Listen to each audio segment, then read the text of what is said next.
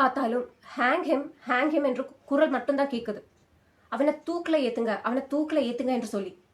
மகாராஷ்டிராவில் உள்ள பத்லாப்பூர் ரயில்வே ஸ்டேஷனில் மைனர் பொண்ணுங்களுக்கு நீதி கிடைக்கணும் தான் இந்த பெரிய கூட்டமே கூடியிருக்கு. மைனர் பொண்ணுங்கன்னா 16-17 வயசு பொண்ணுங்கள் இல்ல, வெறும் 4 வயசுக்கும் கீழே உள்ள 2 குழந்தைங்களை செக்ஷுவலி அசால்ட் பண்ணிருக்கான். ட்ரெயின்ஸ் எல்லாமே நிறுத்தப்பட்டுச்சு. ட்ராக்ஸ் பிளாக் பண்ணி போராட்டம் பண்றாங்க. இந்த போராட்டம் நடந்தது நேத்திக்கு, அதாவது 20 ஆகஸ்ட் 2024.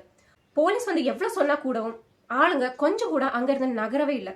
எதுக்காக அவங்க போராட்டம் பண்ணாங்க? 2-4 வயசான பொன் குழந்தைங்கள அந்த ஸ்கூலில் உள்ள ஒரு கிளீனிங் ஸ்டாஃப் வந்து செக்ஷுவலி அசால்ட் பண்ணிருக்கான். ஆகஸ்ட் 12க்கும் 13க்கும் ஸ்கூல் வாஷ்ரூமில் வச்சு. இந்த அக்யூஸ்ட ஸ்கூலில் ஒரு கான்ட்ராக்ட் பேஸ்ல தான் எடுத்தது. From the police's side, देर हुई थी, मतलब 13 से 16 तक का इंसिडेंस है और 18 को इसका एफआईआर उनके जो पालक है उन्होंने किया था। तो इसमें भी 12 घंटे का जो गैप हुआ था, वो 12 घंटे उसके बारे में वहाँ के जो पीआई है उनको भी ट्रांसफर किया गया है। लेकिन मैं अपने ऑनरेबल डिप्टी सीएम साहब के विनती करूंगा कि इसको भी निलंबित किया जाए, उस पुलिस ऑफिसर को भी। அங்க இருக்கிற மக்களும் அந்த ஸ்கூலில் படிக்கிற மற்ற குழந்தைங்களோட பெற்றோர்களும் சேர்ந்து தான் போராட்டம் பண்ணது.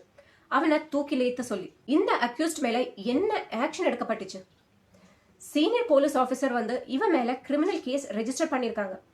கேஸ் ரெஜிஸ்டர் பண்ணி 4 மணி நேரத்துக்குள்ளேயே அவனை அரெஸ்ட் பண்ணிட்டாங்க. கோர்ட் வந்து இவனை போலீஸ் கஸ்டடியில் வைக்க சொல்லி தரோவாக இன்வெஸ்டிகேட் பண்ணவும் சொல்லியிருக்காங்க. போலீஸ் ஆளுங்களை விரட்டுறதை நாம பார்த்திருக்கோம். ஆனா இங்க ஆக்ரோஷம் கொண்ட மக்கள் போலீஸையே விரட்டி ஓட வைக்கிறாங்க. பத்லாப்பூர் ரயில்வே ஸ்டேஷனில் ட்ரெயின்ஸ் எல்லாமே நிறுத்தப்பட்டுச்சு. கடைகள் எல்லாமே மூடிட்டாங்க. மகாராஷ்டிரா சீஃப் மினிஸ்டர் இந்த விஷயத்தை சீக்கிரமாக இன்வெஸ்டிகேட் பண்ண உத்தரவிட்டிருக்காரு.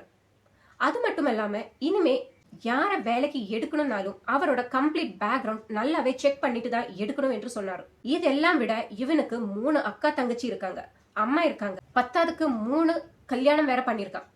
இவ்வளவு பொம்பளைங்களை கூட இருந்தும் அவரோட மதிப்பு தெரியல அவனுக்கு. போய் 4 வயசு குழந்தைங்க கிட்ட இந்த மாதிரியான வேலைகளை காமிக்கிறது. இவனை போல உள்ள அவனை என்ன பண்ணலாம்? உங்களோட கருத்துக்களை கமெண்ட்ஸில் மறக்காம சொல்லுங்க.